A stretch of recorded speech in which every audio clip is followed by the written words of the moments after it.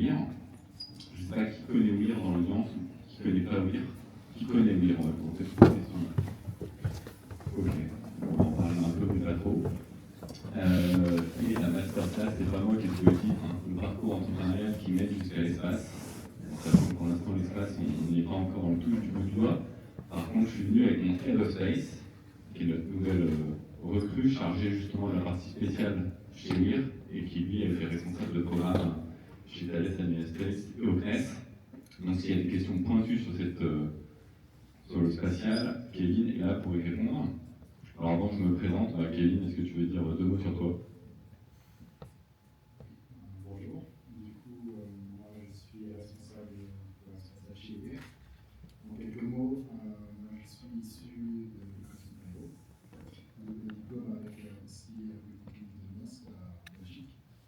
Et mon parcours, j'ai fait principalement Thales Alenia Space sur toute la navigation, particulièrement sur le programme Galileo, où j'étais responsable des opérations et des transitions opérationnelles de la constellation. Et également, j'ai participé sur les premières briques de développement pour Galileo deuxième génération, qu'on appelle la phase G2G. Merci Kevin. Tu restes à mes côtés pour les questions vicieuses. Alors, donc, me concernant, moi je suis mathématicien. J'ai fait mes études de maths d'abord à Normal Sup, à Paris, et puis ensuite j'ai fait une thèse en maths à l'École Polytechnique, plutôt en IA, parce qu'on n'appelait pas IA à l'époque, qu'on appelait machine learning. Et en fait, à la fin de ma thèse que j'ai rendue au bout de 2 ans, j'ai eu l'opportunité de rencontrer lors d'un barbecue le responsable de l'informatique des caisses des hypermarchés de Auchan, qui m'a dit « Moi, je n'arrive pas à bien faire les plannings des hôtesses de caisse. 4 semaines avance, il faut que je prévoie les flux aux caisses des hypermarchés, et à partir de là, je fais les plannings de caisse. » Et à l'époque, pour ceux qui s'en souviennent, moi je suis mes cours chez Auchan, mais effectivement, soit il y a trop la queue, soit les caisses sont vides, donc on n'est jamais content. Et donc, moi, je m'embêtais un peu parce que je venais de finir ma thèse, et je me suis mis sur le sujet. Il m'a envoyé 3 ans d'historique d'un certain nombre d'hypermarchés. J'ai fait un petit algorithme de machine learning qui ferait honte à ChatGPT aujourd'hui, mais il a fait 40% plus précis que toutes les méthodes qui existaient à l'époque. Et donc, la personne de Auchan m'a dit bah, vas-y, je te l'achète. Alors, moi, je connaissais rien, j'ai fait que des maths pendant 8 ans dans ma vie. Donc, je me suis dit comment je vais faire pour lui vendre. Et là, on m'a dit il faut créer une entreprise. Alors du coup, j'ai créé une entreprise qui s'appelle Vepia. Je lui ai vendu mon logiciel, puis au final, j'ai fait la prévision de vente. Et un assez bon logiciel de prévision de vente qui fait toutes les prévisions de vente de Monoprix, Auchan, Pinky, Canailleux, Etam, Laura Merlin, Monsieur Bricolage, etc. Et donc en 4 ans, Vepia a bien grossi. Et on s'est retrouvé 40, quelques millions de chiffre d'affaires. Et puis moi, j'ai commencé à avoir mes premiers enfants, dont un qui est là-bas d'ailleurs. Et j'ai voulu déménager dans la région lilloise. Donc, j'ai vendu ma première société à un fonds d'investissement qui s'appelle Finorpa, qui est dans le Nord. Et donc, j'ai fait mon premier exit en 2012. Le chiffre est confidentiel, mais c'était quelques millions d'euros à l'époque. Voilà, alors fort de ça, je n'étais pas complètement certain de ce que je voulais faire ensuite, mais quand j'ai vendu cette entreprise, j'ai déménagé en Aveyron. Quand j'ai déménagé en Aveyron, j'ai vendu mon appartement sur Le Bon Coin, qui était à Lille. Et il y a une personne qui me contacte, qui visite mon appartement, et puis qui voit, moi je faisais un peu sport quand j'étais jeune, donc qui voit des couples, des posters, etc. Et alors pour les méga fans de foot, vous connaissez peut-être Francis Coquelin. Je ne sais pas si ça vous parle. À l'époque, il était en équipe de France U20 de foot. Mais il est métis. Et donc, le gars voit les couples, etc. Il me dit mais vous êtes Francis Coquelin? Je lui dis, ah non, pas du tout, je suis Pierre-Arnaud Coquelin et j'ai fait du volleyball. Et il me dit, ah mais moi je suis Alexandre Marle, je suis le nouveau préparateur physique de l'équipe de France de football. En fait, Laurent Blanc venait d'être nommé, ça remonte, en équipe de France, et lui, il venait d'être nommé préparateur physique. Et il me dit, il y a un truc qui se fait en Australie, c'est d'équiper les joueurs de foot avec des petits GPS dans le dos, donc des sortes de tom-tom, mais petits, et dans le dos des joueurs. Si tu es capable de me faire ça, ben moi je mets ça en équipe de France. Je lui ai répondu ça tombe bien, je viens justement devant mon entreprise, je ne sais pas trop quoi faire, et mêler un peu la technologie et le sport qui était une passion, ça me botte. Donc j'ai créé McLeod.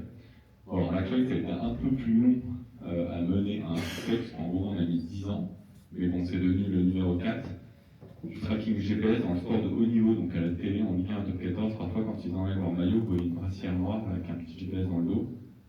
Parfois c'est McLeod. Bon, en réalité, 90% du chiffre d'affaires de McLeod est aux États-Unis maintenant. Donc on est moins en Ligue 1 et en top 14, mais voilà le job de McLeod. McLeod, je l'ai vendu maintenant il y a quelques années, il y a 2 ans, en 2023, à une société californienne qui était un revendeur intégrateur aux US. Et je suis passé à Weir. Alors comment je suis passé à Weir? C'est toujours la même histoire. Moi je suis pas très malin pour avoir des idées, donc à chaque fois je saisis une opportunité à laquelle je peux répondre. Et celle-là, c'était un appel d'offres de la NBA dans le cadre de McLeod. Donc la NBA était au courant que dans le rugby, dans le foot, il y avait des GPS pour traquer les joueurs. Et la NBA voulait la même chose dans le basket. Manque de peau, le basketball c'est à l'intérieur, et le GPS ça marche pas dedans. Alors, je sais pas pourquoi les gens passent, ils ont mal fait leur travail, et le GPS ça traverse pas les murs, les toits, etc. Donc en indoor, le GPS marche pas. Et donc l'idée c'était de trouver une solution pour la NBA. En fait, il y a une autre techno qui s'appelle Ultra Wideband, que peut-être certains connaissent, qui marche à peu près dans un espace ouvert.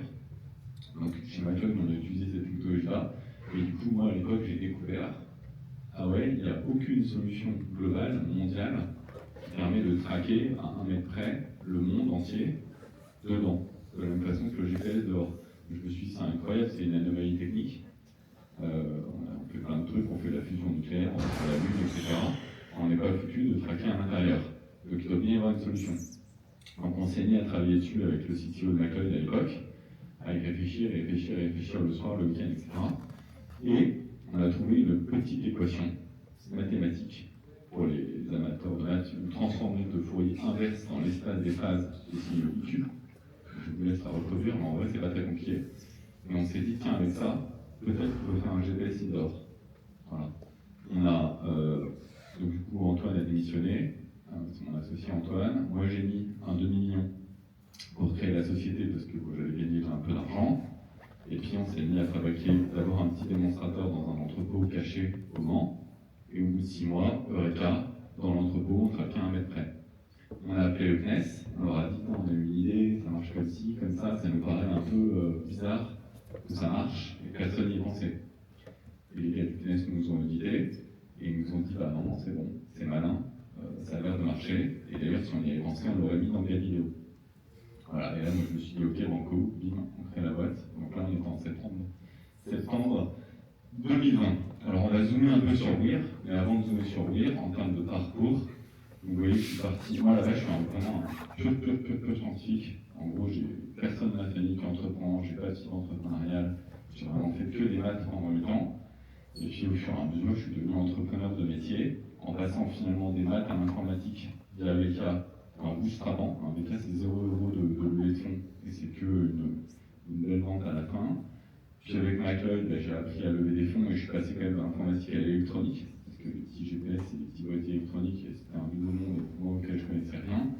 Et évidemment avec Weir, j'ai mangé de la radiofréquence matin, jour et nuit, et voilà, donc au fur et à mesure d'expérience entrepreneuriale, je complète ma palette technique et entrepreneuriale, puis bon, entre-temps j'ai quand même fait 7 levées de fonds, plusieurs exits, et juste derrière ça, quand j'ai vendu ma première boîte, j'ai gagné un peu d'argent, et ma deuxième aussi, donc à côté, j'ai d'autres activités entrepreneuriales, notamment une 50aine de restaurants, dont je ne m'occupe pas directement, mais que mon groupe possède. À force, je finis par comprendre comment ça marchait. Et pour finir avec Weir, c'est vraiment, vous allez voir, un très gros truc dont on attend beaucoup de valeur, tant en termes d'usage que de valeur pécuniaire. Alors qu'est-ce que c'est très concrètement? Donc là c'est basique. Je suis Renault, j'ai une usine qui fait 1 km par 1 km, qui fait 100 hectares, et je veux, dans mon usine, traquer des pièces détachées. On suit la pollution des pièces détachées, la pollution de machines, la pollution de travailleurs isolés, bref, la pollution de plein de choses. Certaines choses une fois par minute, d'autres une fois par heure, etc. Il y a une seule façon de faire aujourd'hui disponible à la planète, ça s'appelle du travail de Bluetooth en AWA. Donc c'est quoi? C'est je mets des encres au mur, tous les 20 mètres, et puis sur mes objets, je colle des petits tags. Ces tags font des petits calculs par rapport à ces encres et j'ai une position. Le truc, c'est que ça peut marcher par exemple ici, ça peut marcher dans un stade de basket, mais dans une usine de Renault qui fait 100 hectares, où il y a 15 bâtiments avec des sous-sols, c'est mort. Il faut mettre 5000, 10 000 encres. Donc Renault n'a pas de solution pour ça. Donc nous, c'est beaucoup plus simple. On met 4 antennes aux 4 coins du site à traquer. On émet, ces 4 antennes émettent des signaux magiques de Weir. Ça traverse jusqu'à 50 mètres de béton, ça va au moins 10 des parkings, ça rentre dans tous les bâtiments. Et si j'ai un récepteur qui reçoit ces 4 signaux, il est localisé à 1 mètre près. Donc c'est ça un peu la proposition de valeur de départ de Weir. Et le truc un peu magique, c'est qu'en fait, c'est pas parce que les antennes sont sur Terre que ça marche. Si on met ça dans une constellation LEO, donc Low Orbit, et ben ça marche aussi bien. Et en fait, c'est ça l'ambition de Weir, vous allez voir. Je garde le teasing pour tout à l'heure, mais c'est de déployer une constellation de satellites. Donc au final, c'est du tracking, donc c'est quelque chose qui sort une position comme du GPS, jusqu'à 20 fois par seconde, c'est indépendant du GPS, ça fait un 50 mètres de béton. J'ai autant de récepteurs que je le souhaite. C'est centimétrique si je vole l'antenne directement, et sinon c'est 1 mètre près.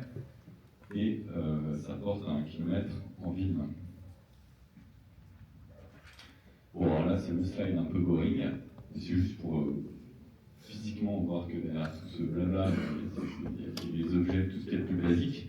Donc les fameuses gateways, en fait, c'est des boîtes en métal noir qui sont un peu la taille d'un ordinateur. On va aux 4 coins du site, on branche à une prise de 120 volts, on tire un câble et puis il y a une antenne en l'air qui émet des ondes. C'est pas donné, on vend ça à peu près, au final, ça vaut à peu près 200 000 €. Donc Renault va payer 200 000 € pour équiper son site. Et puis après, Renault va acheter des trackers, là, le petit disque et le carré, qui va coller aux objets et qui va avoir une autonomie d'environ 5 ans et remonter des positions. Voilà, et ben, l'avenir de Weir, ça c'est ce qui marche et ce qu'on vend aujourd'hui. Ce qu'on est en train de faire, c'est qu'on est en train de miniaturiser le récepteur. Donc, pour ceux qui font un peu d'électronique, on est en train de faire ce qu'on appelle un ASIC. Un ASIC, c'est les petits carrés noirs qui font quelques millimètres d'épaisseur, ça coûte 50 centimes à produire et ça consomme très peu d'énergie. Donc on miniaturise la partie réception. Pourquoi? Parce que vous allez voir, notre objectif, c'est d'être dans toutes les voitures, tous les téléphones, tous les IoT. Et pour être partout, il ne faut pas coûter cher et il faut consommer très peu d'énergie. Donc on se lance en programme ASIC qui va durer à peu près 3 ans. Et évidemment, on lance notre constellation de satellites dans l'objectif de ne plus avoir à déployer d'antennes pour traquer un site, que ce soit finalement comme le GPS. On reçoit ça partout en 2030. Donc l'objectif de la société, c'est en 2030 être dans l'iPhone 20. En fait, le mantra de Weir, c'est en 2030 on va être dans l'iPhone 20, en 2030 on va être dans l'iPhone 20, en 2030 on va être dans l'iPhone 20. On se répète ça toute la journée. Donc on essaie de vérifier si on est aligné avec ça. En fait, il nous reste que 2 choses à faire. Il nous reste à faire un ASIC et lancer une 50aine de satellites. C'est quand même facile, Kevin.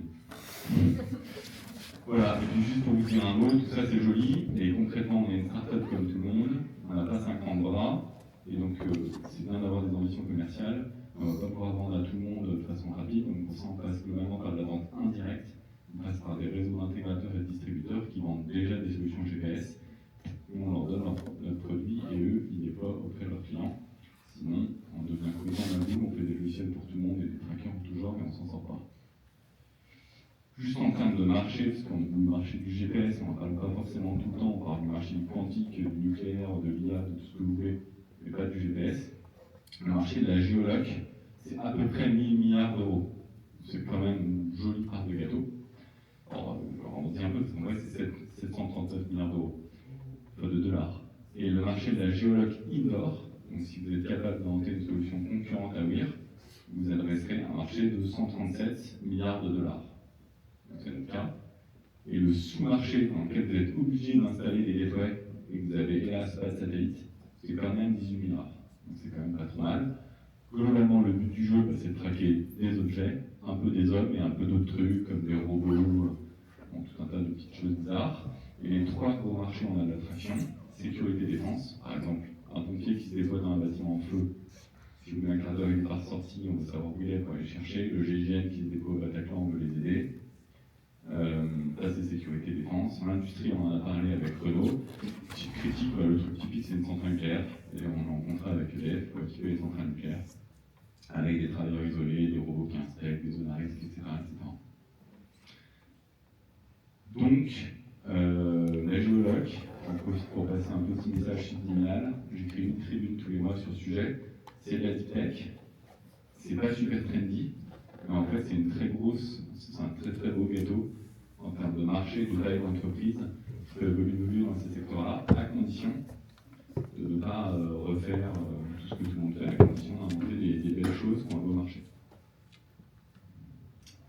Voilà, et puis ce que je vous raconte depuis tout à l'heure, c'est ça, c'est la roadmap de Weir. Donc quand on a créé Weir en 2020, on avait en tête, on s'est donné 10 ans pour faire une vraie belle boîte. Nous on appelle ça objectif décacorne. C'est un peu ambitieux, mais peut-être un peu prétentieux, mais bon. L'idée c'est de se dire on serait la première décacorne française. En 2030, on serait dans l'iPhone 20.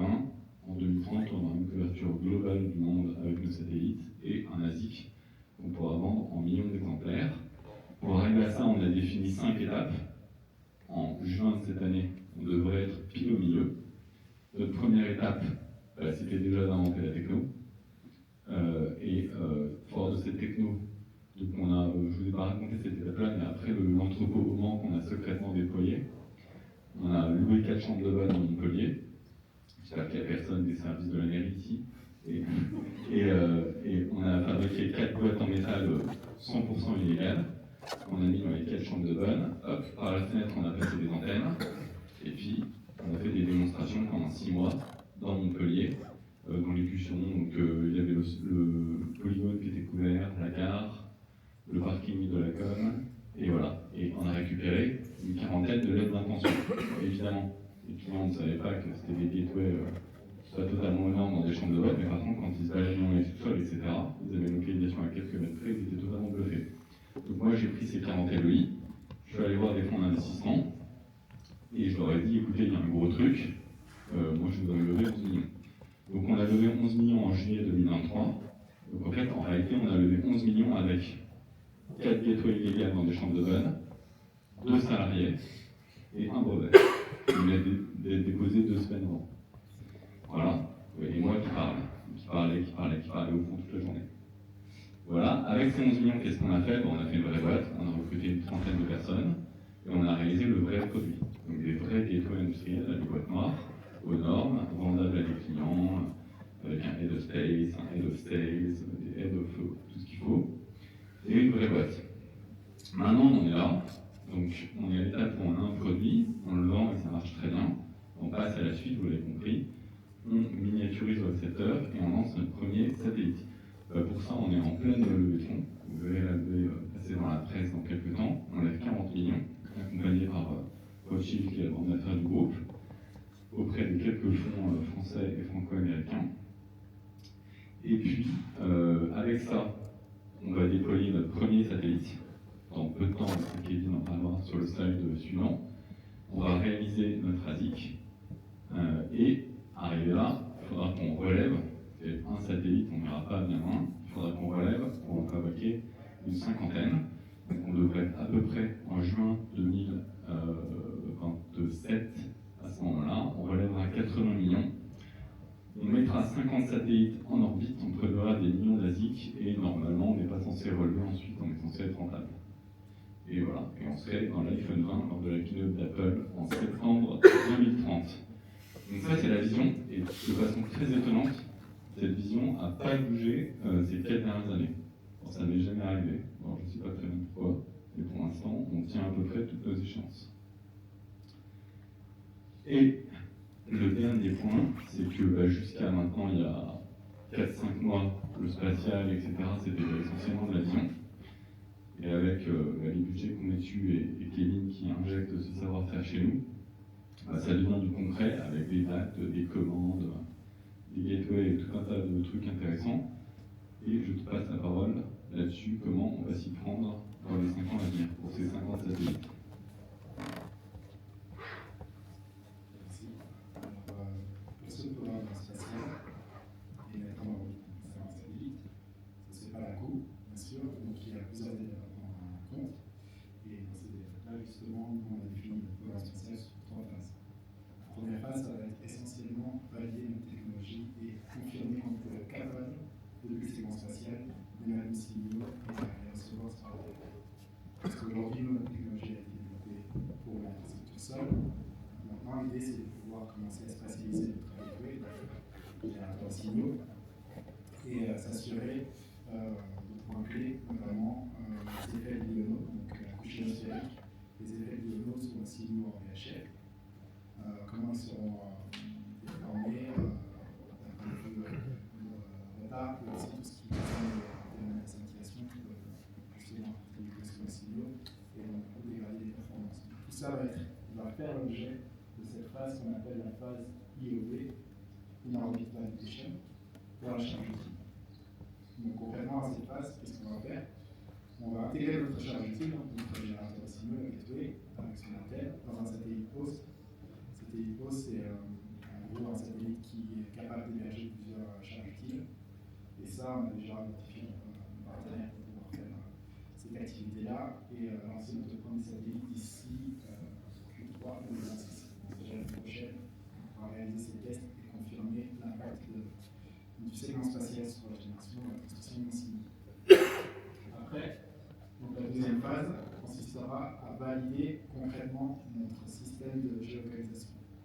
Pour ça, comme Pierre-Arnaud l'a évoqué, pour pouvoir faire de la géolocalisation, il faut au moins 4 émetteurs pour pouvoir faire la triangulation et donc résoudre les équations et définir ses positions.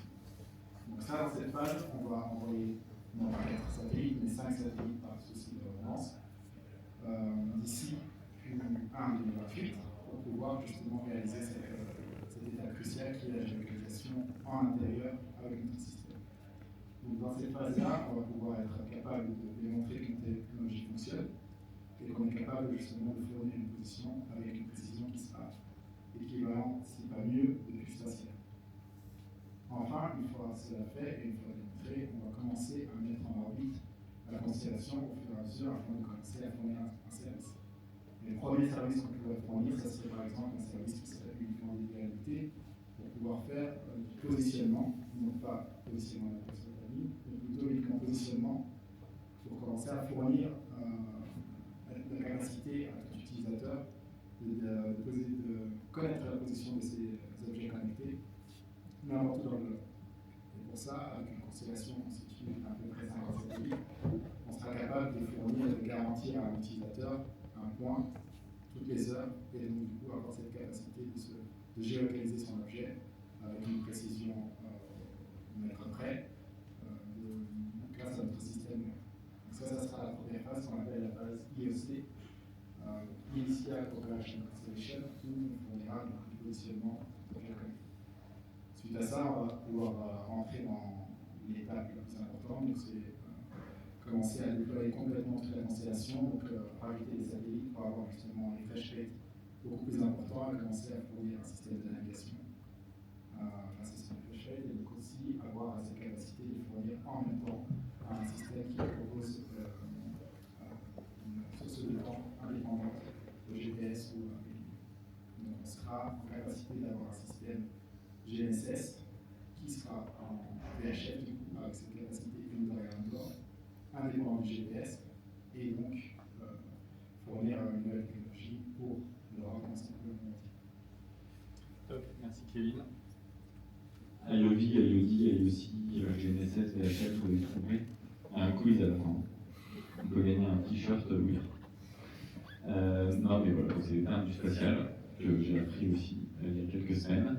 Voilà, l'idée c'est qu'en 2030, on ait notre première constellation de 50 satellites. En fait, ce que je vous ai pas dit, c'est qu'ensuite on la complète pour monter à 300 pour avoir un tracking à haute fréquence. Et en parallèle de ça, on participe à quelques programmes externes, on appelle ça externes, donc des programmes de l'ESA globalement, où on s'incruste dans les futures constellations de tracking géant. Le LEO-PNT, on appelle ça, Low Earth Orbit Positioning Navigation Timing de l'ESA, où il y a actuellement une tentative de démonstration dans laquelle on s'est incrusté, et une autre qui s'appelle Iris-Carré, qui est une sorte de, à mes yeux, de copie de Starlink version européenne, dans laquelle on s'incruste aussi.